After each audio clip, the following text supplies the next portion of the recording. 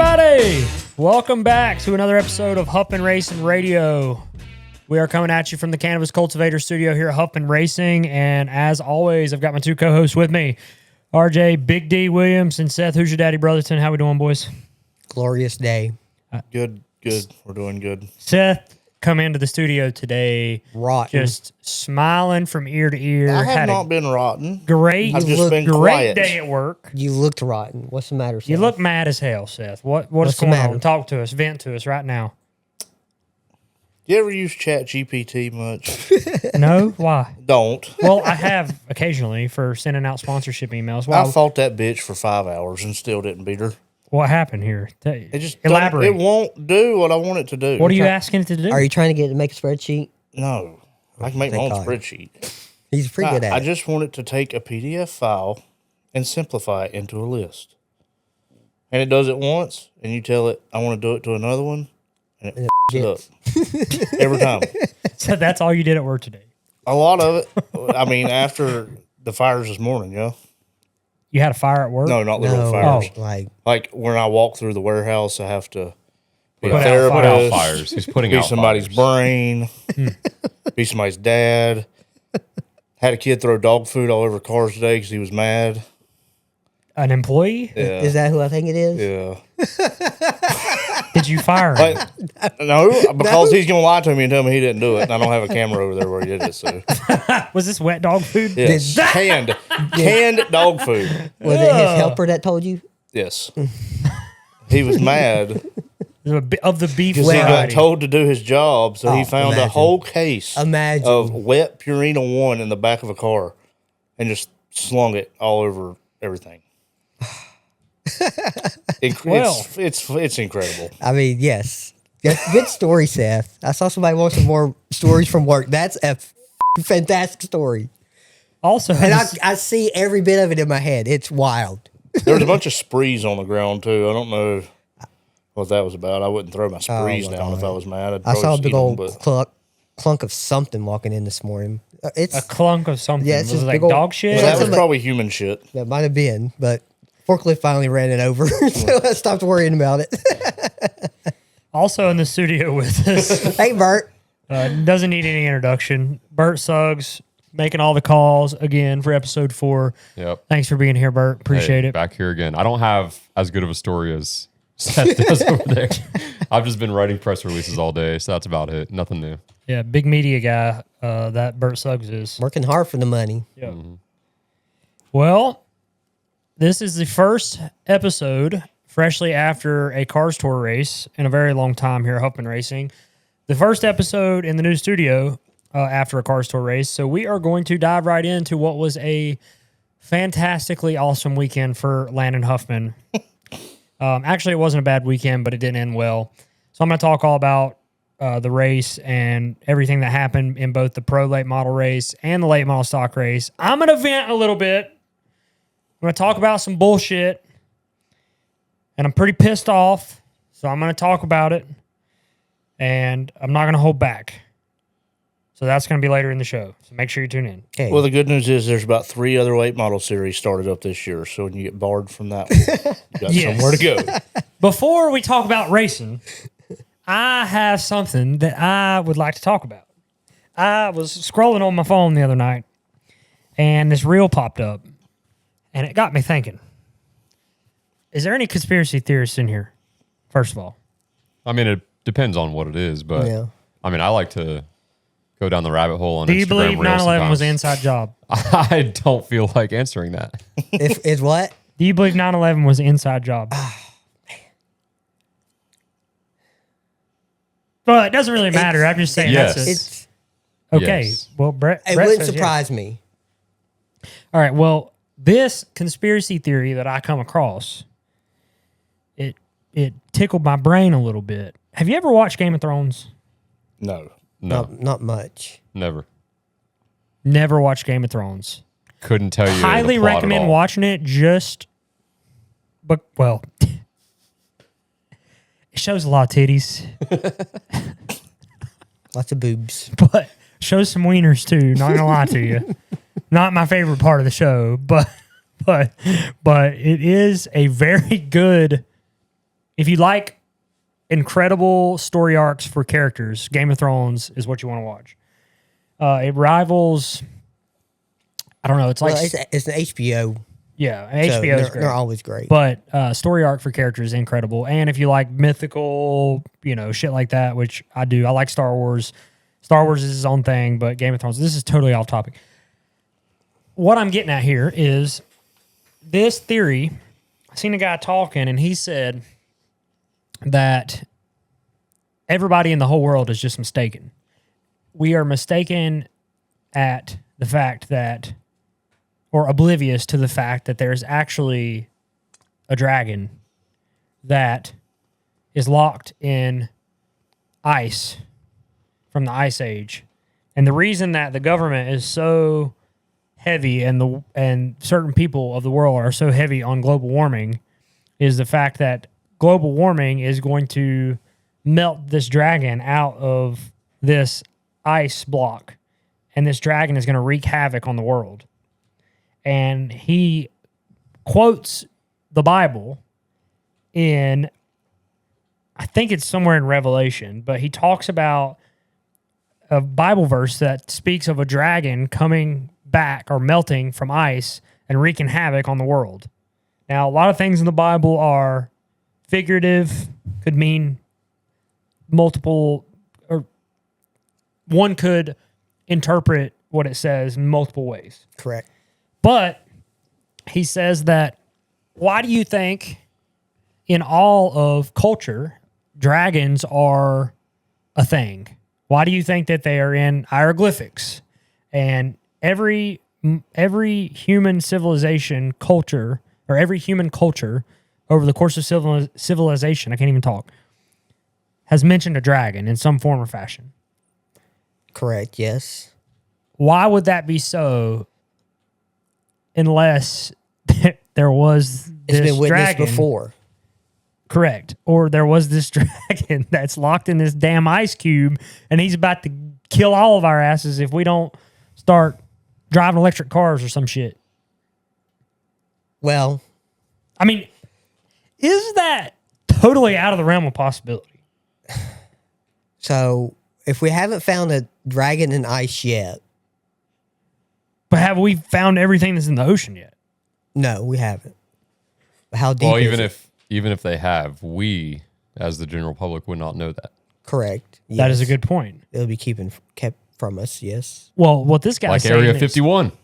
yeah, And what the this Alien guy's saying Files is coming out soon. people know this, supposedly. Supposedly. And that's why the push for global warming is so crucial. Not because it's going to end our planet, but this dragon's going to end our planet when he comes out of the ice So and the planet's ending blows all of either us way. to smithereens. So How big is this dragon? Well, I it's just have to be up huge for enough. it's up for debate. But I don't give a shit how big a dragon is. I don't think an F-16 is going to stop a dragon. You I should don't watch know. House of the Dragon. It is a spinoff of Game of Thrones. I don't know, man. House of the Dragon will show you what the hell a dragon will do. Yeah, but did you see the explosion in Hiroshima?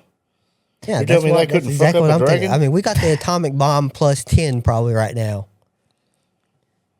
That is true. We can If we the dragon can is set in blow a steel- hole the size of the I United mean, we States. can intercept missiles in midair, but can't slay a dragon. I mean, come on. We're not. I don't know. It's almost like one of those things you see on Twitter that's like, would you take 100 John Cena's versus 300 gorillas, or which would win? I miss the days where we didn't have social media right now. Yeah, me too. I'm really missing those days right now.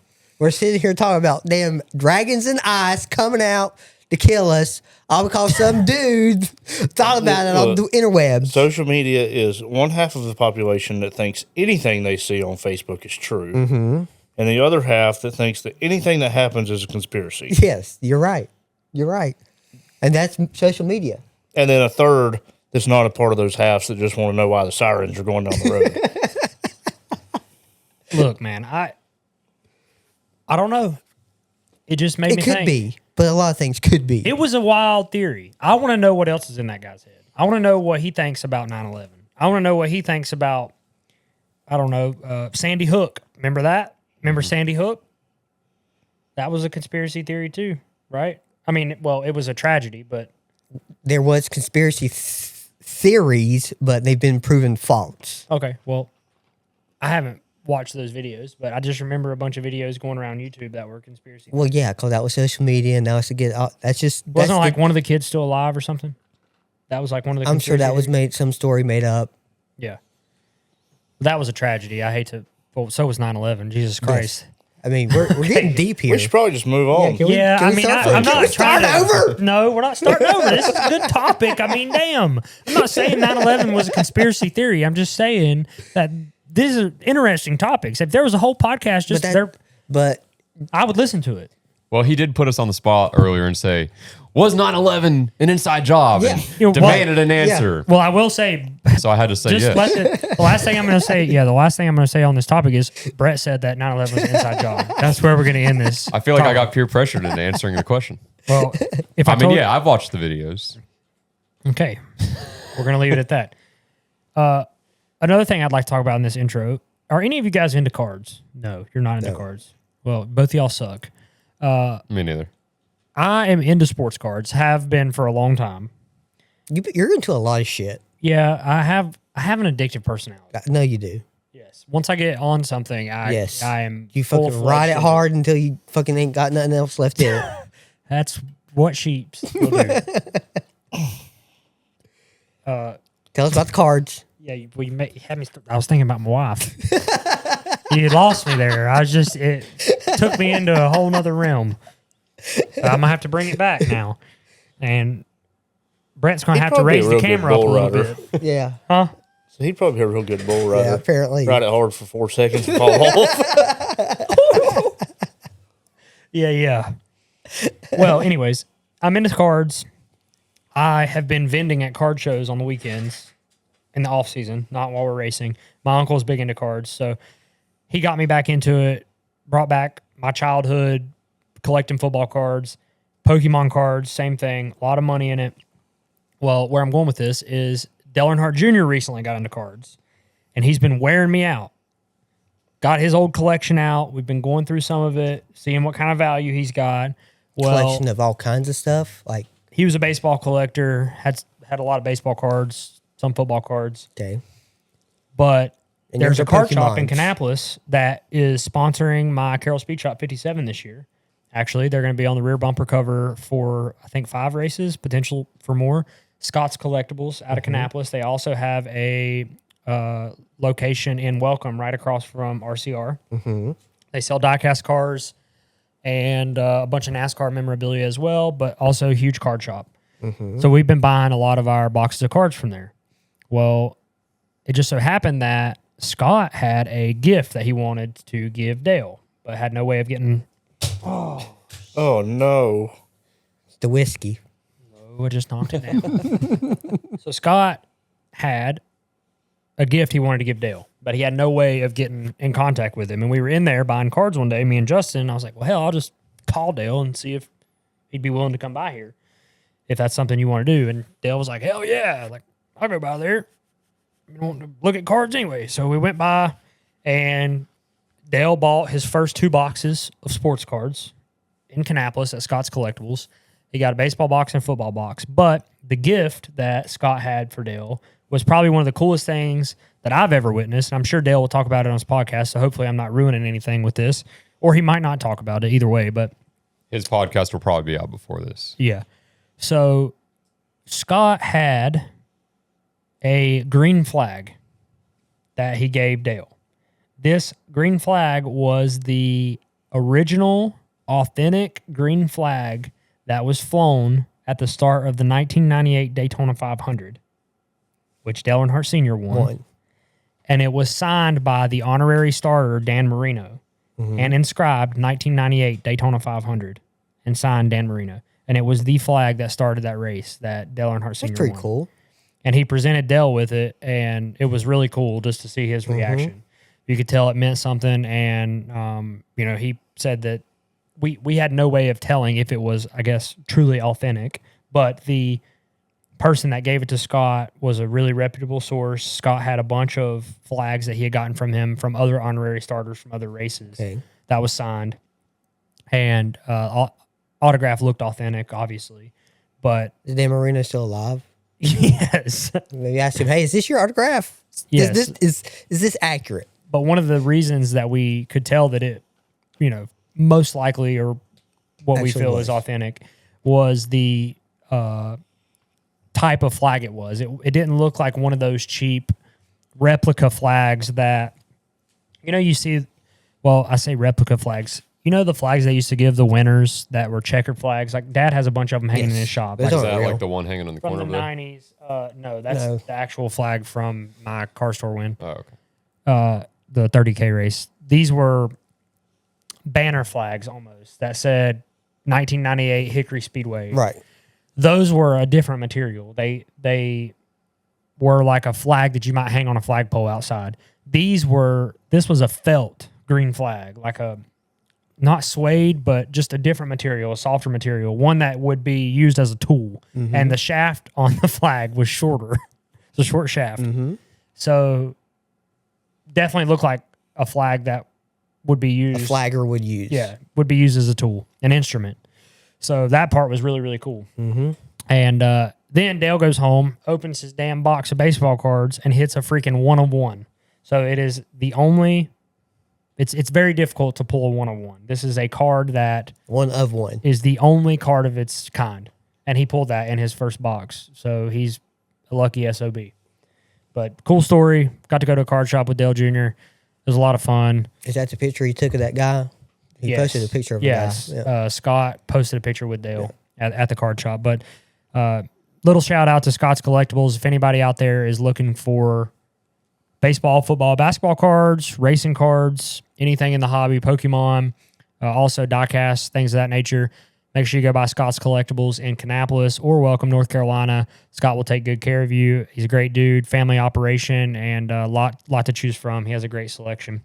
So with that, that's going to be our intro. A little bit all over the place with this episode, but we're going to move on into our Cars Tour recap, talk a little bit about this weekend's racing and all the shit that happened to me. So let's get into it. All right. Cars Tour, week 1, Kinley, North Carolina. First time I've ever raced there. Double duty. First time I've ever done that in the Cars Tour as well. And honestly, had a promising weekend going, but ended in heartbreaking in the pro, kind of heartbreaking the late model stock car. Just didn't get the finish that we deserved. But I'll start with the pro.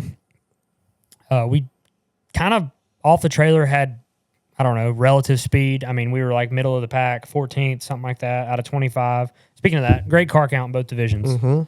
I mean, excellent car count. 34 late models attempted the race and 25 pros. 25 or 28. So really good field in both divisions. 30 cars start in the late model stock, so 4 cars went home. But all started in the pro late models. And I qualified like shit. Shocker. Yeah. Shocker. It was sideways. We said, Sideways "Oh, qualifying. that Yeah, lap so sucks."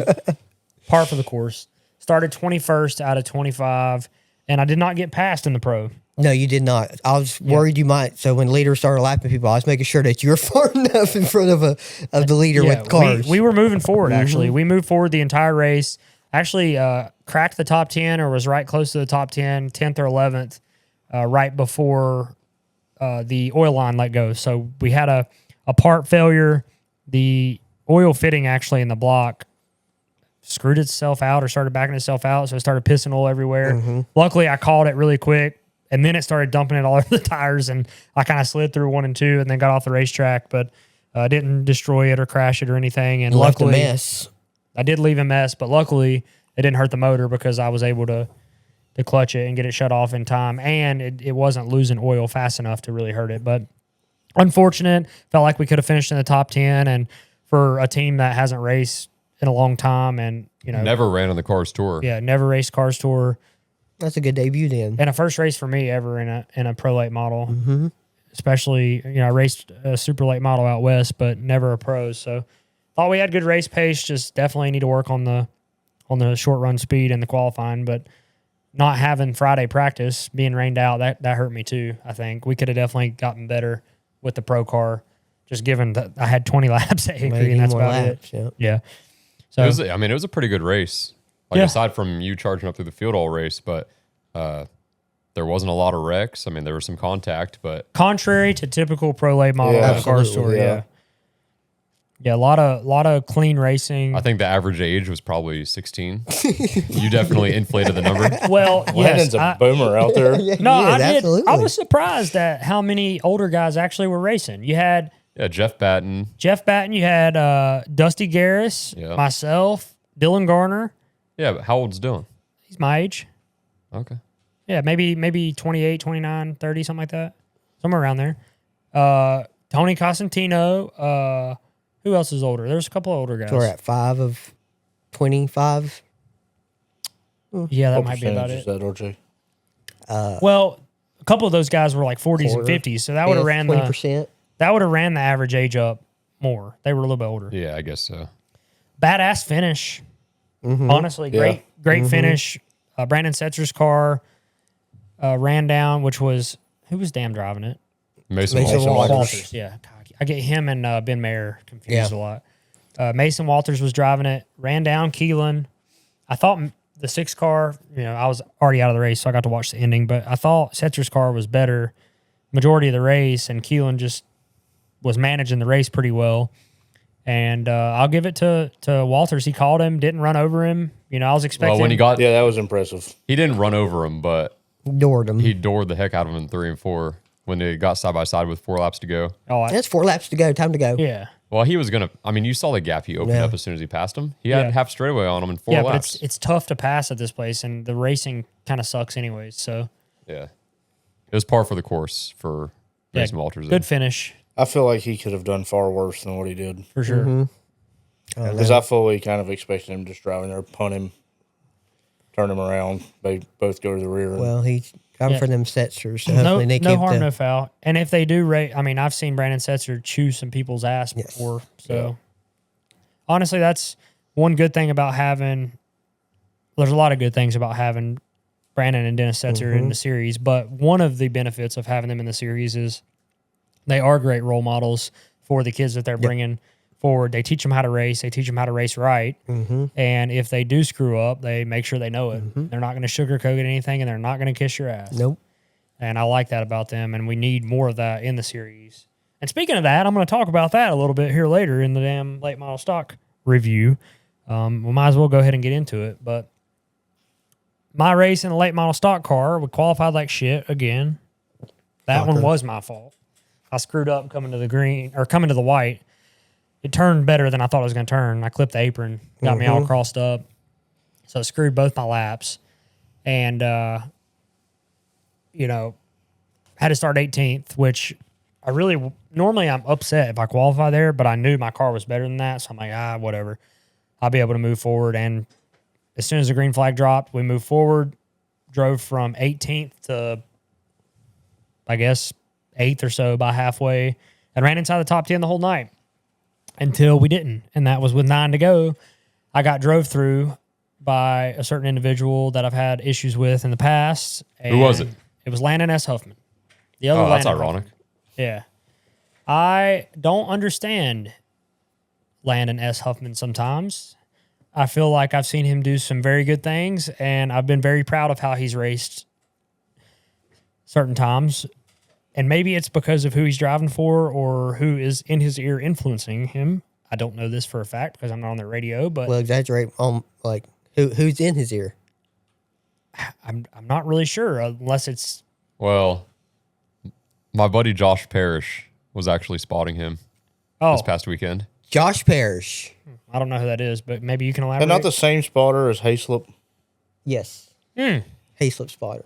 Shocker. Yeah. Not to throw Josh under the bus because I love Josh, but I didn't Josh know. ain't driving it. True, but and I didn't know that Josh was spotting him. no, I Until wouldn't after say the that's a race. spotter issue though. I I think think we can agree Honeycutt with was that. supposed to, and something happened. From what I gathered in social media. So at the end of the race, just to set this up for you guys that didn't watch the race, Southern National is one groove, completely one groove racetrack. All on the bottom. The outside is horrendous. It's terrible. You can't even hold off somebody up there for a lap. Like it's miserable. And we were constantly choosing the bottom in the choose when it come time for a restart with the choose cone. There would be 5, 6, 8 cars on the bottom, 1 or 2 cars up top. Like if you were running 14th, you could leapfrog to 4th or 6th. That's how bad it was. Well, at the end of the race, you know, I had been consistently 5th to 8th for the last probably 50 to 60 laps of the race. That was about where I was going to finish. I didn't have anything for the top 4. I felt like I might have could have finished 5th if the restart played in my favor. But for the most part, we were going to run 5th to 8th pretty consistently. I didn't feel like anybody behind had anything for us. I do think the 77 car, Landon S., was decent. Maybe saved his tires a little bit better. I don't know. They come in and pitted and made some changes, but he did come from the back. So he had a good car. And he actually caught me right before the sequence of final restarts. So there was maybe 15 laps to go, and he caught me, and I let him go. I didn't race him. I knew that he was better. So when he got to me, he was also a wrecking ball when he was coming through, and I kind of got information that he was knocking people out of the way. So when I realized he was behind me, I knew the smartest decision was I had a gap behind him. If I let him go, I can get in behind him. I'm not going to sacrifice anything, but if I try to race him, I risk getting knocked out of the way. Correct. Risk getting hung up top. So I let him go. Well, when I let him go, the caution came out. So it put me back in front of him. Okay. Because it didn't complete a full lap. Yeah, last completed lap. So then we go through another restart, and I have a really good restart. I choose the bottom. I go from 9th or 8th, I think, at the time. I actually restarted 9th. I was 8th in running order. Restarted 9th. Got all the way to 6th. Then on the last restart, Landon was right behind me. He chose the bottom, so I actually went from 6th and restarted 9th. Landon went from 7th and restarted 11th. So on the restart, I got a decent restart. It wasn't a great restart, but I'm tucked into Jared Fryer. Jared Fryer gets down, like Jared Fryer always does, run like a bucket of shit all race, and then come out smelling like roses. So shout out to Jared Fryer for weaseling a good finish out of a terrible day. But Jared got down in front of me, and I'm tucked into Jared's back bumper, getting into 1. Following him with down in 8 there. laps to go. And Landon S., for whatever reason, felt like instead of being patient, and I understand it's the end of the race, everybody's trying to get what you're trying to get. But this is where I feel like there's a little bit of respect involved, a little bit of common sense, like observe the situation and understand that we have 3 cars trapped on the outside line and the bottom line will prevail. I'm tucked into the car in front of me, can't go anywhere. Instead, he pulls out down the front stretch. He got off of 4 a little better than I did, but he was still half car length back with a little bit of a run. Instead of staying tucked in with me and following the bottom line, which we were going to get the 98, the 1, and I think there was one other car that was strung out, he decides to just hang a left, drive straight down in the corner where I approach the corner naturally. He has to like drive across the apron, clobbers me on the left side, knocks me up the racetrack 3 wide, and then I get freight trained, and once you get knocked out of the groove, it's feast or famine. Correct. So I lost, 7 more spots and finished 14th. Landon ended up finishing, I think, 8th. So if he would have just stayed in line with me, we were probably going to finish 6th or 7th, or maybe 7th or 8th. Maybe even better than that, depending on how the restart shook out. But instead... Was there another restart after that, or was that the last? No, that was it. So I never got a re-rack either after that. Oh, yeah. And it was just a dumb move. I mean, I guess maybe he felt like that was an urgent move that he needed to make, but he's not the only one that makes these mistakes or makes these moves. There's other people in the series, other young kids that do this, and it's really freaking frustrating because you run your whole race. I ran the entire race, drove from 18th all the way to 5th at one point, was running 6th when that last caution come out, and I had not touched a soul. I did not have a single scratch on my race car for 116 laps and passed all those cars and didn't have a single scratch. In the last 9 laps, I got a left rear quarter panel knocked off, a right rear quarter panel knocked off, a left side door, and I busted the right front fender in the last 9 laps. But is that not kind of what people should be expecting here at the end of these races? Like, No. 10 to go, drive through them. That's the problem. I know, but that's what makes the highlight reels. That's what the people are on their edging their seats about. That's what people are talking about when the races are over. That's the type of things that, I mean, ideally the series wants. Does it need it? I think the series wants a good finish, some drama, but if you're running ninth, making it 3 wide, forcing it 3 wide, yes, knocking right. people out of the way, I don't understand why we've gotten to this level of disrespect. There's a lot of disrespect. There's a lack of, I guess, there's a lack of respect. Do you think it was desperation?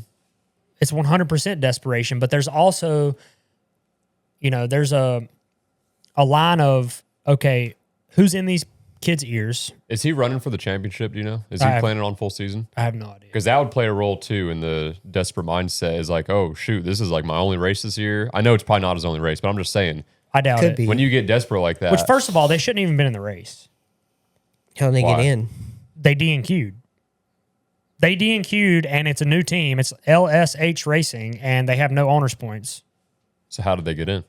I'm sure they finagled some way to acquire the points of the PRG team. But here's the problem. Brandon Pierce tried to acquire the points from the 2-car last year from Carroll Speed Shop, and the car store told him he couldn't do that because it's a different team. So Brandon had to run with the points that Kevin Powell Motorsports had last year, which was not enough to get him the in. field. Instead, they gave the provisional to the 77, which was a new team. But I guess somehow they acquired the points from PRG, even though they're not racing under PRG anymore. So if I'm Brandon Pierce and I'm Kevin Powell Motorsports, I'm raising hell. I'm mad as Yeah. Were they? yeah.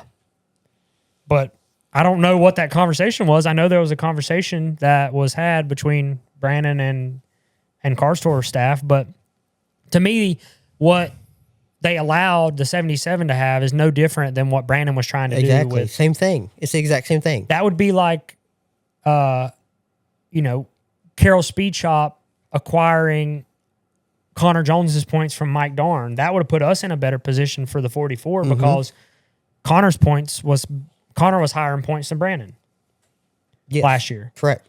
So that would have been better, but we couldn't do that because It's a different team. different team. So there's a can of worms there. But Whose decision would that have been? I don't know. I mean, I'm assuming the car store. I mean, obviously, but I don't know. But personnel. I don't know who. That's above my pay grade. I just felt like that. That's questionable. But that's beside the point. That has nothing to do with how he raced or did not do in the race. That's totally disregard the on-track part. That's an off-track conversation to have. But on-track, and I don't necessarily mean to single Landon S. Huffman out because there are other drivers, there's other kids, other young drivers in the series that do the same shit. It's honestly it's like when we have a late race restart, everybody just loses their head. And it used to not be that way. That's why the safest place to be is up front. Like, you think Chad McCumbee and Lee Pulliam and those guys are going to race like idiots? No. At the end of the race? No. Well, not if they're together. But if you put any one of those with them, then Connor Hall, they're well, yeah, but I could say the same thing about Connor Hall in some situations. I mean, I do feel like he got better at the end of the year. Yeah. But I've seen Connor do a lot of dumb shit late in the race that cost him. But I think he learned from it, to an extent. I didn't really see him do a lot of that in the JRM car. I agree. The safest place to be is up front if you're amongst Pulliam, McCumbee, the Amongst guys people that's been with a racing brain, forever. yes. But if you take any of those out of the equation and they're up there with a young kid just running second behind him, he's screwed. I think the lack of respect stems from maybe the role models that are influencing the drivers currently, also the money that is being spent and the lack of repercussion. Because if you look at some of the people making these mistakes, the teams they're driving for, the money that's being spent, the cars they're driving, there's really no repercussion for destroying the car or running someone over because they have someone in their ear telling them that it's not their fault or they didn't do anything wrong. No, it's never their fault. That's one of the issues I've had with the people I had to run in with this past weekend is they don't feel they've done anything wrong. And if they feel that way, that's okay. But it's really not, because to me, you should be teaching the kid how to race smart and make the right decisions, because that's going to bite you in the ass down the road, especially if you're running for points. Wouldn't they be? I doubt they'd be singing the same tune if roles were flipped. No, if you drove absolutely Landon S like that, Absolutely not. not one bit. No. And Well, if you- roles you're- were reversed, they'd be like, "Oh, Landon, he should know better. Yeah, He's been it- around forever." Yeah, yeah, and it's happened. And my question to you guys is, how the hell do I police that? Because in my opinion, this situation should be policed by the drivers. But you can't. I can't police it as a driver, because if I retaliate, I'm penalized. If I respond to how I'm raced, there's a detriment to my season that would you could be possibly bring it that received from my action. So Well, the only thing you can really do, and you guys might remember this from last year between Connor Hall, Landon Lewis. I mean, they had some heated moments throughout the season last year, and they were the championship battle all season long. Anytime they ran close together, mainly Connor returning the favor to Landon Lewis, Connor ran him like hell. He ran him into the fence. He ran him wide. I think there was, it might have been at Tri-County late in the season where he just yeah, I remember that. knocked him up the hill and said, "See you later." Ultimately, Landon won the war, but Connor ran him hard and ran him tight all season long. That's all But- you can really do without getting a penalty.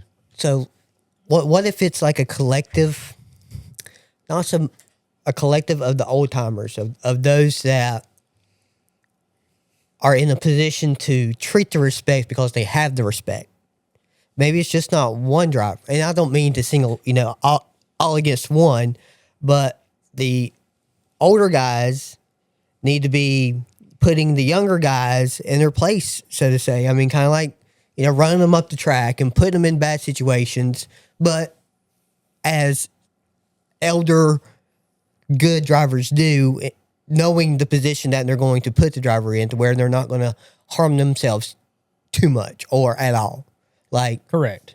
I mean, there's no way you're going to go up and talk to them about it, because I that's think not the gonna problem happen. is you run him up the track or stuff him in the He'll fence or something. set them off. He's not going to remember why you did that. No, No, he's just They're going just going to look at, hey, you ran me in the fence. Next corner, your shit's rear immediate. clipped. Yeah, yeah, And they don't remember that. Oh, he owed me one.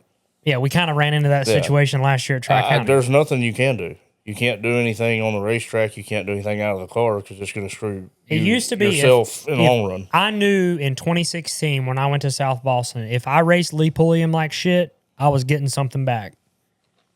But I didn't race Lee Pulliam like shit because I had respect for Lee Pulliam. If I got into Lee, it was unintentional. And if Lee got into me, he was sending a message or it was unintentional. But if he's sending a message, I'm listening. so do you? Boys, I said it last week. I'll say it again.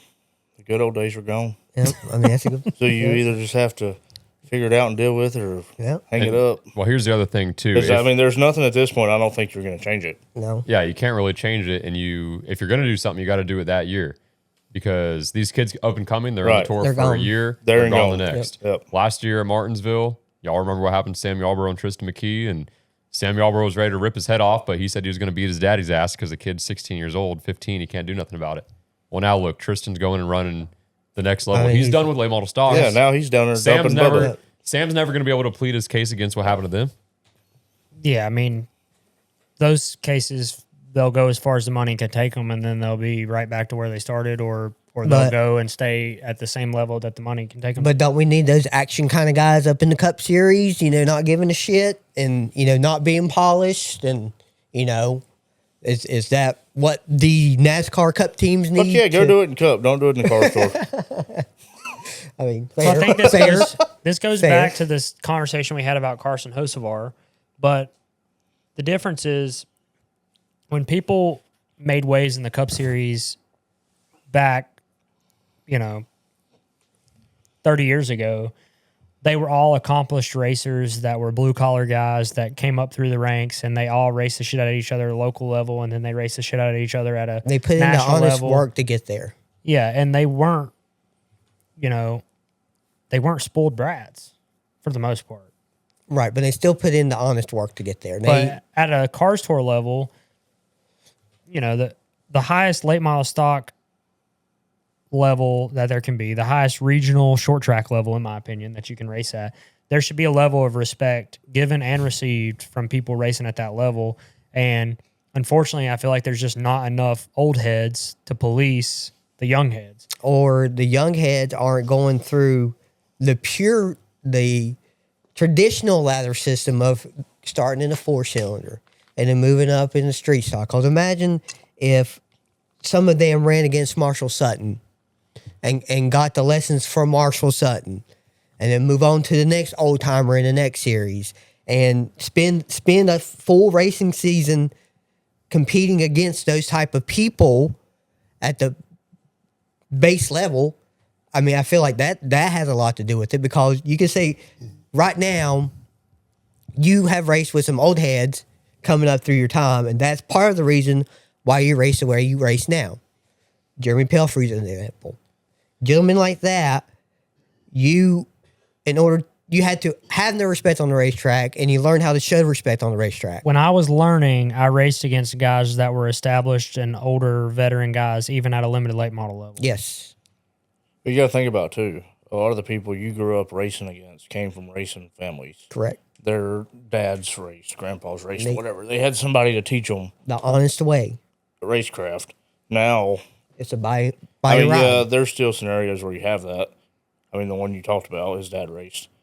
But there's a lot of kids that, Yeah. They just hey, show I want up. to go racing, and then we go racing. Yes. So there's nobody there to teach them Or understand what it's really or chew about. their ass or make Well, them fix. I mean, and it's tough because all these kids coming from legend cars and legends, I hate legend cars. They teach you so many bad habits, but when they jump into a late model, you shouldn't have a rookie late model driver.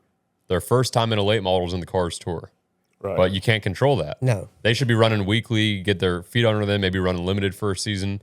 But they're going from legend car directly into the Cars Tour as their first step into big car racing, causing a lot of these problems. I know little Landon isn't quite in that same regard because he's been running late models for a couple of years now, but still a lot of these kids that are up and coming. I mean, I'm not going to name drop, but there's probably 2 or 3 kids this past weekend making their debut in late model stocks, and they missed 3 shifts in practice. I'll stand on the backstretch. I'm like, that's going to be a wreck in the race. And matter of fact, a couple of them did wad it up with one another. They wrecked in practice, actually. So if you just go back and look at who wrecked in practice, you'll know exactly what I'm talking about. But they need the experience at a lower level before jumping straight into late model stock their first time in a late model. Especially the car store. At the level of the car store, they need to be missing the shifts in the middle of a limited race. And- A 35-lap limited race. if you don't have those young kids that come to the car store to run late models, your car count's going to go down. I feel like. And they're calling Cars Tour a feeder series, so that puts a bad light on it Yeah. too, in my opinion. Well, one thing that really bothers me is we need families like Shane Huffman, Landon S. Huffman. Like, he needs to be racing at this level because they are a family that has been in short track racing for a long time. I have respect for Shane Huffman and what he's done. What I don't like is the fact that this is a reoccurring thing that has continued to happen. I don't understand why there is not some type of knowledge being shared. Correct. Because Robert Huffman would chew my ass. Not He be would happy. chew my ass. I've had my ass chewed many a times by Robert Huffman over dumb ass mistakes that I've made, and I learned from them. But this is a reoccurring thing that's happened, and I just think it's because people don't give a shit. I've seen Landon do some really good things driving a race car. I think back at Tri-County when he was driving for the Housers last the year. top. Drove a badass race. Didn't do anything stupid. Raced the shit out of everybody, but did it respectfully. But he was driving for the Housers. You know, I've seen Doug Hauser say some crazy shit and done some dumb stuff, but you know, they're a racing family. They have a reputation on the line. They're not wanting to go out there and do something, you know, egregious or stupid. So, you know, you see somebody like that come into the Cars Tour and he's a proven talent. He can do it. And I want him to do it. And I want to race side by side with him. And I want to trust racing with someone like Landon. But I'm tired of being raced like shit. Like, I'm tired of the disrespect. And it's not like he's not capable. He knows what he's doing when he's doing it. 100%. That's what you see out of all of them. They know what they're doing when they do it. They're not just, it's just like, oh, well, that just happened. No, every single time they know exactly what they're doing when they're doing it. So I guess my advice, if anybody young is listening, is work on racing with respect for not just the people you're racing around this year, but potentially the older guys that have been in the sport. Try to think ahead of what you're doing. Think about what repercussions might lie 8 weeks down the road versus just that night when you're racing, because I'm not going to forget that. And I'm to the point where, I feel like I've got to start racing a different way whenever I've tried to race. Respectful. I think back at Martinsville 2 years ago where he just flat drove over me because he was being instructed to by someone else. And we know that because we had someone scanning radio, and they weren't for us, but they were scanning, and they heard him be instructed just to run flat over me because that guy didn't like me. So it's like, also what is that outside teaching? forces. Nothing. And I don't. It just teaches them how everybody thinks you should be driven, or the other driver should be driven. I feel like It plants a seed. I get run over a lot because I can be a pushover when it comes to protecting my equipment and then not retaliating because I know what's at stake. But also, You work on them. These kids don't work on them. yeah, I've grown up working on race cars, so I understand what it goes into putting the car back together. But also, I'm not one to do that on the racetrack. I never have been. But at this point in my career, I'm 30 years old. I'm about to not give a fuck because Lower the blade. because I don't know how else to respond. So I guess at this point, that's how I have to race moving forward. And if that's what happens, that's what happens. But I would hope that we can promote good racecraft in the Cars Tour, smart decisions, and hopefully moving forward, people learn from their mistakes. And if it takes me deep dicking you 1 week, then you're just going to have to deal with it. Here's what you do. If they run into you early, deep dick them because you got the whole race to get back to the front. Yeah. And if it's late in the race and you got to decide what you want to do. And they're scanning radios now in the Cars Tour, so I'm curious to know what is being said radio to radio. But all the frequencies are available. You can listen to whoever the hell you want. So, moving forward, that's enough, I guess, discussion on this topic, but I'd like to see more respect. I feel that at the level the Cars Tour is right now, there should be more respect received and given. I race people with as much respect as I possibly can. I expect the same in return. And I feel like everyone racing in the series should also be brought up that way and introduced to the series in that regard. And if they feel otherwise, then they shouldn't be racing in the Cars Tour. So with that topic, the finish, fair or foul, does it go into this topic or no? That is a good point. Caden Quapple drove from essentially dead last. Yeah, essentially dead last all the way to the front. He was hauling ass. When he passed me, I just let him go because I could tell he's way better. And the restart, Doug Barnes had a great restart. Doug was pretty good the whole race, but not as good as Caden. He wasn't going to win the race. Doug stayed outside of him. Caden ran him in the wall like the second lap after the restart. I don't think he did it intentionally. I think he just maybe got over his head just a little bit trying to race door to door, and they locked wheels. He said in an interview that he hit a puddle on the apron. He said he overdrove entry to 3, hit a puddle. There was puddles on the apron, a lot. Like, that place weeps more than Jesus wept in the shortest verse in the Bible. Southern National has a lot of weepers. But I don't think that it was egregious or intentional. If you're Doug, rightful to be upset because Caden could have passed him. You're racing for the win at that point. Yeah, Caden could have passed him. Anytime that happens, you got one guy that's going to be happy because he just won, and one guy's going to be pissed because he did win. I don't think Doug felt he could beat Caden. I think Doug was more upset that his shit got ran in the wall for no reason because Caden could have passed him without doing that. Right. Doug wasn't going to clear him on the top. I'm sorry. The top is just too damn bad. He ain't going to happen. He hung up there good, but it was just another lap. And He got a really good restart, and I think Caden got a little excited. No. But if Caden just settled in, he was going to pass him. And Doug knew that. I mean, can you not argue that maybe Landon was over his head, got a little excited? I mean, if you're willing to give that, to Yeah, He the wasn't difference racing is- for the win. Yeah, the difference is for Win for the versus win ninth. versus tenth. 10th. but Yeah. yeah, I can. I mean, Caden didn't drive it across the apron 3 wide. I no, he didn't. mean, he's door to door for the lead. I think I mean, a little bit different. if Landon's running side by side for the win, he's going to use you up more than he is for 10th. Yeah. Because Rob's going to crawl his ass for 10th. yeah, Rob's not going to crawl his ass to win unless he just does something He'll- absolutely stupid. Yeah, you're right. You're So right. I think Good running point. position on track and when that shit happens, Yeah. it depends on where you're at and That's what fair. you're racing for. Yeah. That's fair. Well, I ended up finishing 14th, so ran way better than that, but not the finish we wanted. I think I finished 21st in the pro. Obviously, had a better run than that going as well. So 2 unfortunate finishes, but didn't take away from our weekend. I felt like our weekend was productive. Had a lot of speed in the 57 and missed it a little in the race, but had overall solid race pace and a good top 10 car. Just didn't get the result. So hopefully moving forward, we have a whole month off until Wake County, which is the next Cars Tour event, and the pros are off until Nashville. So a lot of time until the next Pro Late Model race for the Cars Tour. But Wake County is the next event, and I'm excited for that. Ran really well there last year. Similar situation happened to me late in the race, so looking to rebound and have a good run there. But that pretty much wraps up our Cars Tour recap for week 1. We'll have a lot of time to dwell on it in between now and Wake County, but that'll kind of do it for everything Cars Tour. One more thing. Let's hear it. It's a conspiracy theory. I think Landon intentionally damages his car store body panels so he can bring them home and put them on his personal late model It's that fact. and doesn't have to buy new.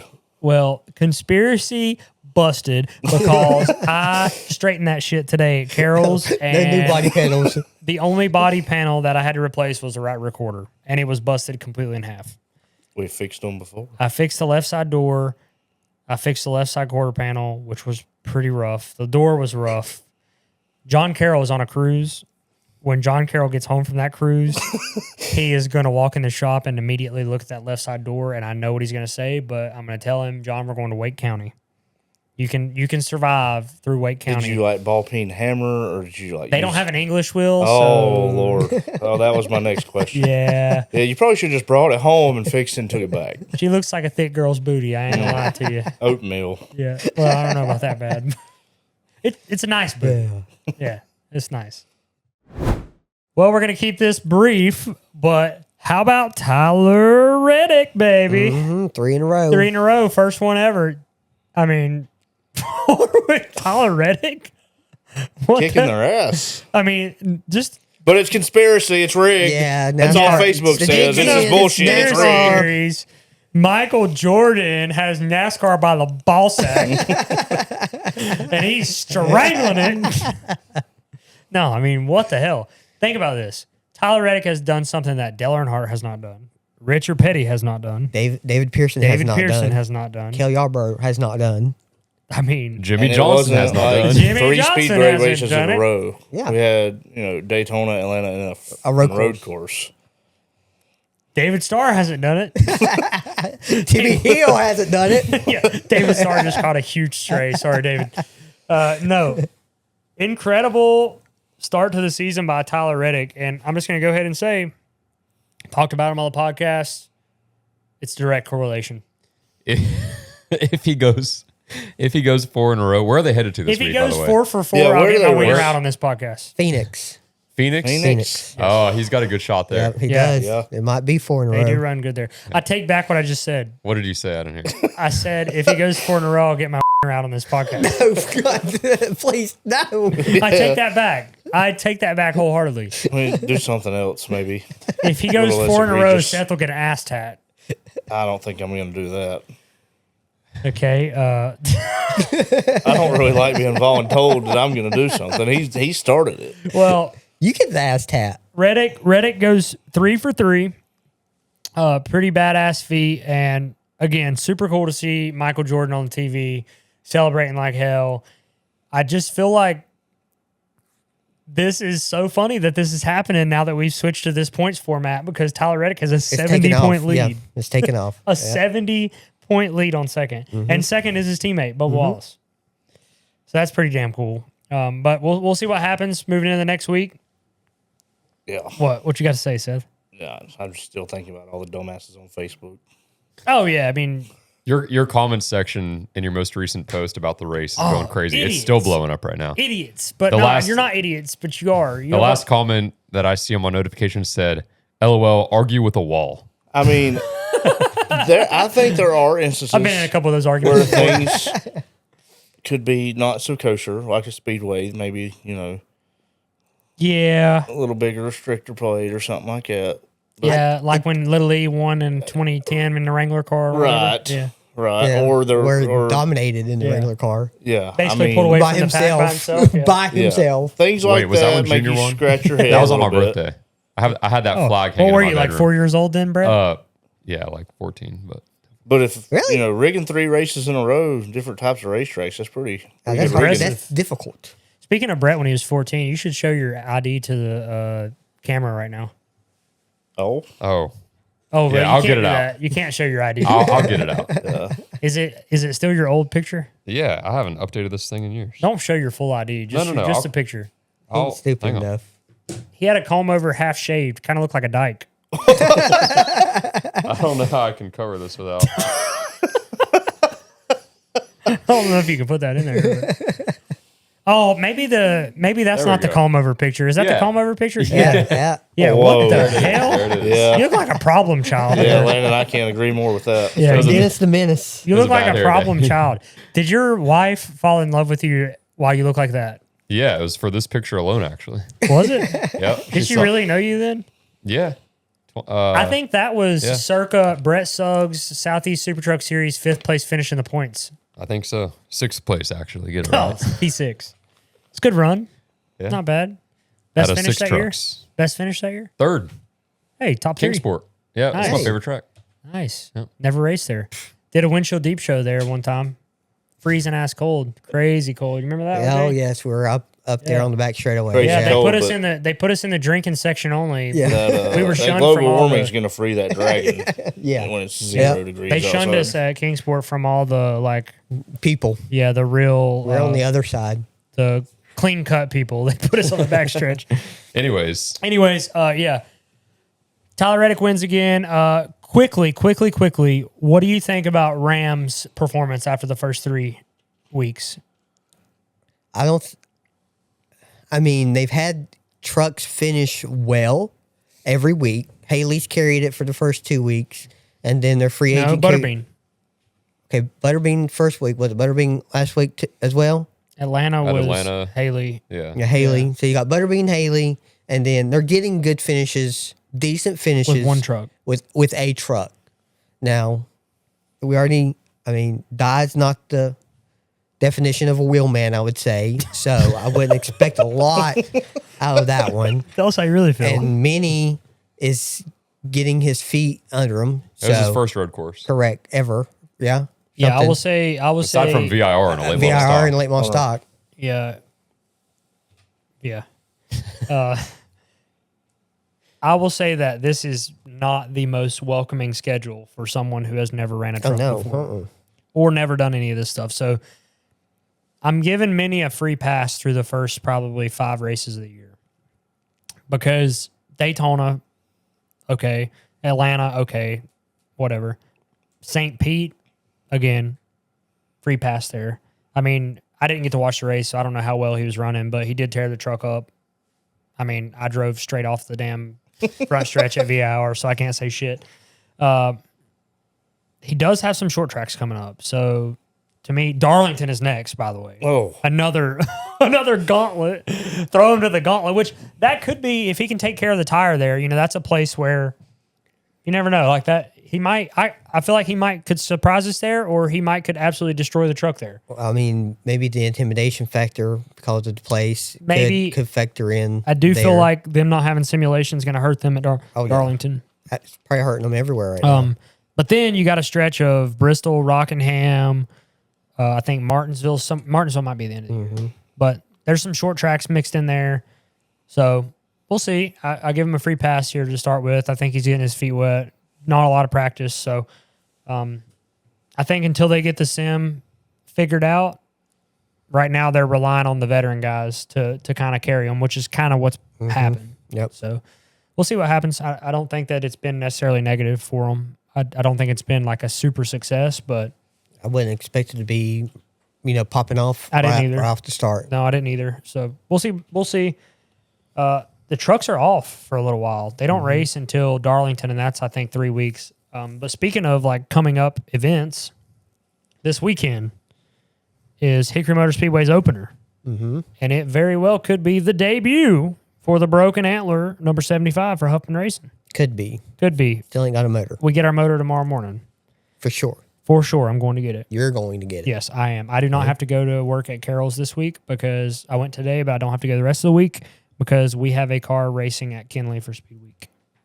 Okay, so they're going to be gone. They'll be gone. So I get to work on our car. So I'm pretty confident, as long as we don't have any stupid issues, that I'll be ready to go test Friday with our car. Dylan's coming Wednesday to wrap it, Wednesday morning. So it'll be completely wrapped and hopefully ready to go to setup. And then hopefully, tentatively, the plan is to make our Broken Antler debut in our 75 car at Hickory Motor Speedway this weekend for the season opener. It's been a while since we ran the season opener at Hickory. 2 years, I think. Season openers normally don't go in our way. I keep her at home, bud. No, last year, what happened in the season opener at Tri-County? It won. W. County. W. Our opening nights at Hickory don't have a good track record. Not typically, but we're changing that. We're changing that this weekend, hopefully. And then Tri-County season opener is the 21st, which will all take place before Wake County Cars Tour, which we're going to talk to you in between then and now Maybe. as well. So, why, are you quitting? No. Okay. That's what I thought. Not yet. Maybe. That's what I thought. Maybe. Well, that's pretty much everything we had for you for this episode. I know we rambled a little bit, but hopefully it was good conversation. Make sure you guys are commenting on the YouTube. What, Seth? I don't want to hit rewind, but did we not make picks on this show last week for the winners of the races and then not go over you're them right. this week? Oh, God. What are we doing? Well, none of us picked the winner, did we? I don't know. let's We look. didn't discuss. Our race win picks. Seth, you picked Millington. did RJ, not. you picked Carson Brown. Brett picked Caden Quapple, ladies and gentlemen, winner of picks Eat number shit, 1. Brett. We should do it. Landon picked Jared Fryer. We should do a point standings based off of our. Or picks. at least Well, I'm going to keep a track of tally. these. So, Okay, yeah, so we'll do a Brett- tally. Yeah, we're going to Wanna- write it down and not speak of it. Yeah. I mean, I was in I forgot I trouble. picked. I forgot I picked. Brandon texted me about thanks for halfway mentioning and that. said, I hope you didn't put any money on your pick. I was like, what's wrong with that thing? Hell if I know. Yeah, that's a good point, Seth. I didn't even think about that. Good Well, call. And our championship picks. Seth, you picked Carson Brown. RJ, you picked Lofton. Landon picked Landon. Lofton ran fifth. Yeah, he ran good. He was right around me the whole race until I He wasn't there anymore. He was up to 4th. He was reeling in that pack of 3 cars on the long run. He picked outside row 1 on a late restart. You got to pick it. I heard on Yeah. your radio you got to pick If it. I had the option to go front row, I would have. Yeah, I think he fell back to like 6th right there, but then jumped back up to 5th. So yeah, Solid run for I'm that. Brett, happy. who's your champion?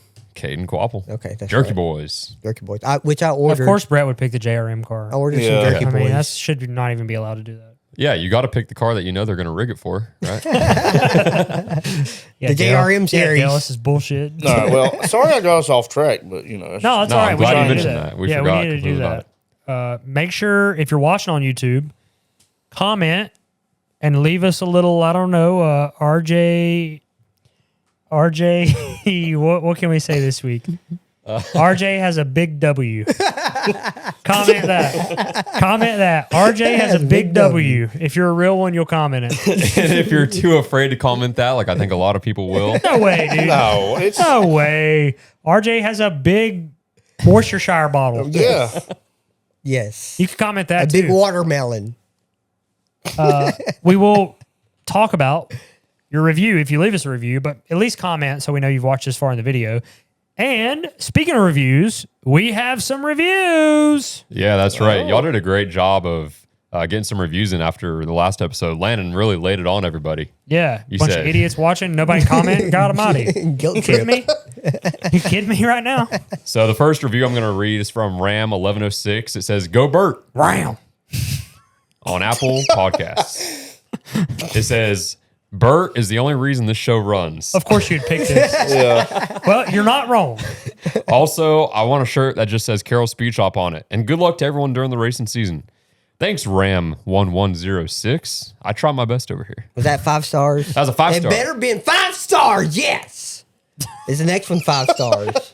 I'm only reading 5-star reviews unless it's a terrible review. Did we then- have any less than 5 stars? No, everybody's leaving 5 stars. They Hell yeah. understood the I like assignment. those. I also like the ones that just drag us through the mud. I like those Those too. are fun. So if you've got something negative to say, this is your place to put it, and we'll But read make it 5 stars. No, make it 1 star. No, don't drag us.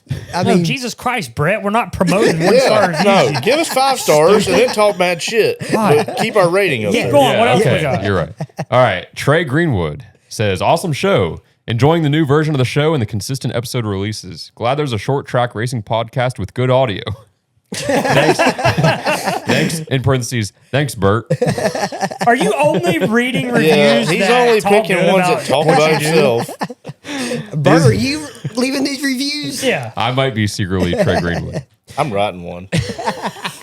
Producer sucks. Yeah. These guys are a lot of fun to listen to, especially at work or in the shop. Hope you guys have a great season. Looking forward to seeing you all at the track. Producer has the personality of a wet napkin. Hey, thanks, Trey Greenwood. Thanks, Trey. A couple more. We got a lot, actually. I'll just read a couple more here. High Class Podcasting is the title by Mr. Wow, that's Mr. Well, listen here. Mr. Daniel Owens said, "High Class Podcasting is not how I describe the podcast." Well, He said, "And that's what makes it great. The only thing high is their sponsor and vodka." Love listening every week. I feel like we need Robert and Patricia Huffman to come on. who the fuck is Patricia? I was wondering the same thing. Family member we don't know about? Someone we don't know about, apparently. Rob? Got something to tell me? Another one here. Sean Creamer says, "Great show. I haven't followed late model racing for a while. I got back in because I became a Landon Huffman fan when I see him run at Newport for the first race back when it reopened. I'm a fan of the show, too." Thank you, Sean Creamer. Thanks, Sean. We'll be back at Newport on, I think it's May 2nd. May 2nd. Yep, yeah, that's for right. the Ted Caldwell. Ted Caldwell Memorial 88 lap race. So that'll be pretty fun. That is the first of 2 appearances we'll make at Newport this year. Mm-hmm. Second one being the car store. I guess I'll just read them all because I'm so excited for everybody leaving a 5-star review, RJ. 5 stars, yeah.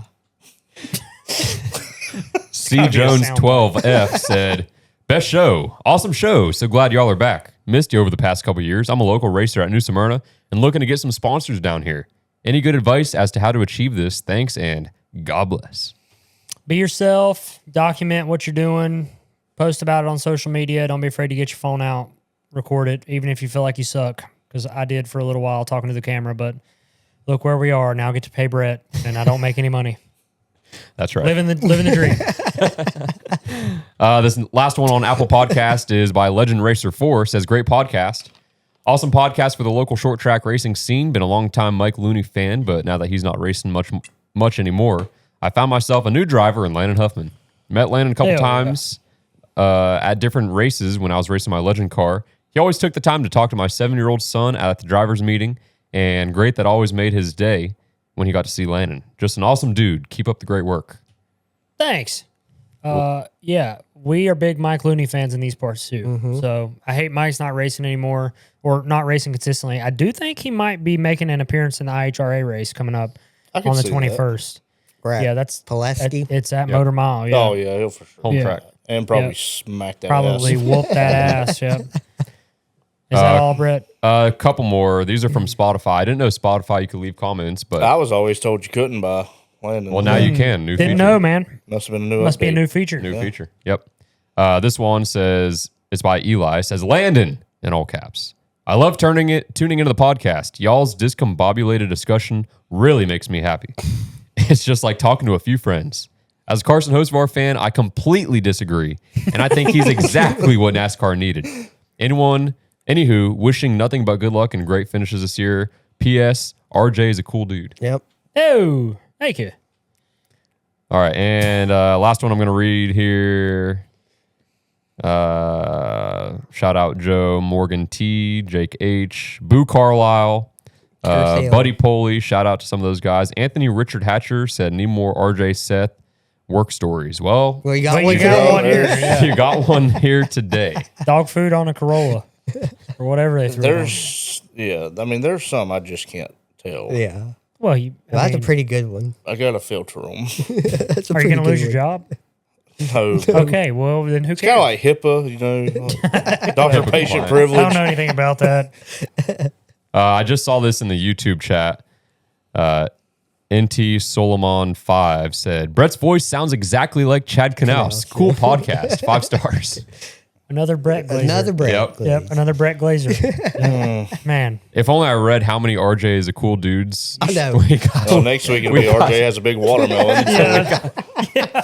Huge watermelon. I can't wait to read those off. But hey, thanks everybody for the reviews. Keep leaving them. Yep. And I won't read this many next time. I actually might switch gears and have RJ. Well, read them next we're time. flabbergasted that we even got that many because Yeah, I well, feel like we're pulling teeth to get 1 or 2 every week, and now we got 94. So thank you for that. Keep them coming. You can leave them on all platforms. I didn't realize you could do it on Spotify, but as we just proved, you can leave one on Spotify, Apple Podcast, all the audio platforms, as well as YouTube. Make sure you leave a comment. We also have a new feature available on YouTube, channel members. We have a channel member feature. We haven't fine-tuned it quite yet, but I'm going to let Bert read a few of the benefits by joining the channel. Most importantly, it does help us here at Huffman Racing, helps us with the podcast, helps me pay the lofty salaries of these 3 idiots sitting in front of me. But also, we do have a few more little incentives that we're Please throwing subscribe. into it as well. Yeah, please subscribe. But I'll let Brett talk a little bit about that. Yeah, so some of the benefits, we've got 2 levels of membership here on the channel. The green flag member, you get loyalty badges, emojis. Members only can comment on live videos. So that's another thing we're going to add in the future is start doing a few live videos, probably 10, 15 minutes, maybe some Q&A sessions. Members only can comment, priority reply to comments, early access to new videos like podcasts. So that can be something I can drop it a little bit early. Members will get access to it before the general public. Behind the scenes photos from the race shop. We've got the shop right behind me over here. Some exclusive behind the scenes content you can't see anywhere else. Which I haven't been posting a lot of shop content here lately on the YouTube channel. I would like to get back to that, but there are some things that we could do, incorporate Gutman and Mark and some of the guys that are here in the shop. So definitely can incorporate that into the membership stuff. And another thing on the checkered flag member, a little bit more there. Members only shorts, some shout outs, live streams for members only, and videos for members only. Some stuff that you won't see anywhere else, but on the channel as a member. Banana hammock pictures from Seth and RJ. Yes, that is not a part of the program. When I go to Hawaii, I'll unless you pay extra. Unless we do have a separate you keep talking about Hawaii. I'm going to that Hawaii. level of membership actually is called the Black Flag membership, and that is for anybody who would be interested in that. No, just kidding. You've been stopped scored. Yes, you're no longer scored on this podcast, but that's pretty much all we have for you today. We would like to thank our title sponsor, Cannabis Cultivators, for all the support that they give us here at Huffman Racing and the Huffman Racing Radio podcast. I do want to give a little mention to a friend of ours who recently passed away. We all learned about that today. We lost a member of the racing community in Chase Pistone, so very sad to hear that. My thoughts and prayers go out to his family and everyone that was associated with Chase Pistone. That is tough for us to lose someone that was very contributive to our short track community here in the southeastern region. So rest in peace, Chase Pistone. And with that will do it for this podcast. Thank you guys so much for watching. Make sure you leave a like, subscribe to the channel on YouTube, and leave those reviews on all of our audio platforms. We will see you guys next week, and I appreciate you guys tuning in. We're out. Okay, bye.